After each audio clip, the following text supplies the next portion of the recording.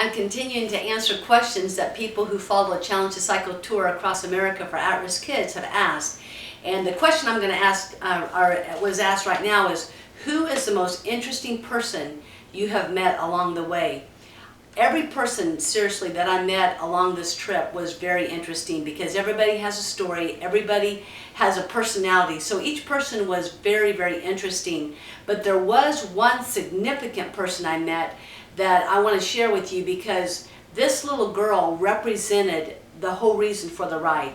I went into Pocatello, Idaho, and the police patrol, the bike patrol, took me around the city, and they said, we want to introduce you to different people. So I went to a group home, I went to the juvenile court system, met judges, probation officers, met all kind of people, and then we went to a place for children that have been severely abused, specifically sexually abused. And so I went into this organization, this building, and I met their staff, took a tour of their building, and on the way out, one of the staff members talked to the policeman that was with us and said, would Dr. Lori be willing to talk to a little girl that is here with her father? And I found out before I met the little girl that she had been severely compromised and been abused in the area of her sexuality. So when we went into the lobby, there was her father and a little girl, I would say 3, 4 years old, probably 4 years old, dark hair, big brown eyes. And I walked up to her and I said, my name is Lori, and I want you to know that I am bicycling across the country. And her big brown eyes looked up at me, and I said, what is your name? And I'm going to use a fictitious name, but she said, Maria. And I said, Maria, you know why I'm biking across America? And she said, why? And I said, for you. She said, you're bicycling across the country for me? Why? I said, because I want kids like you to have a hope, to have a future, to have positive people in their lives. And so by getting on a bicycle and being my age and being a woman and basically doing it by myself, I'm getting attention so that I can tell people that we need to be adults that will help kids, just like you. And I said, Maria, can I give you a water bottle? And she said, yeah.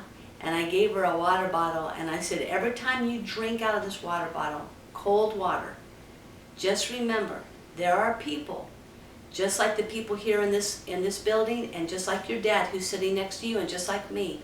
We care about you, and we want the very best for you. And she looked at me and she said, are you crazy? And I said, well, I feel that I'm more called than I am crazy. And I said, Maria, I know you don't know me very well, but I love you so much. And the reason why I'm doing this tour on my bike is just for people like you.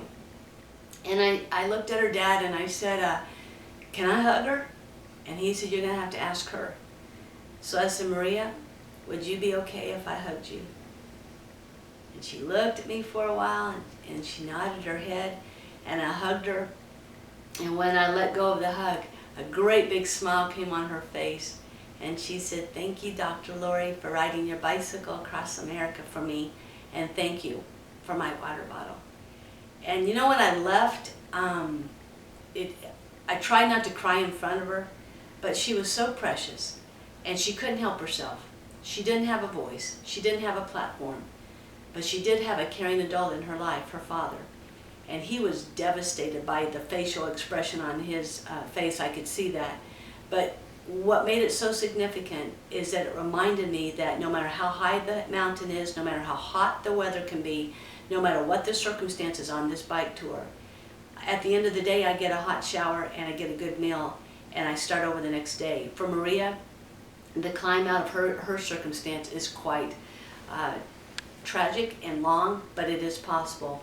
So she represented for me the hope of a future for the next generation, and it was her smile, it was her hug, and it was her question, are you crazy? And just being able to be a voice and to use my platform for those kids. So that was by far, little Maria in Pocatello, Idaho was my most significant person that I met. And I hope as you listen to these questions that I'm answering, that you will feel that you and I can do these challenge the cycle for the Marias of our country.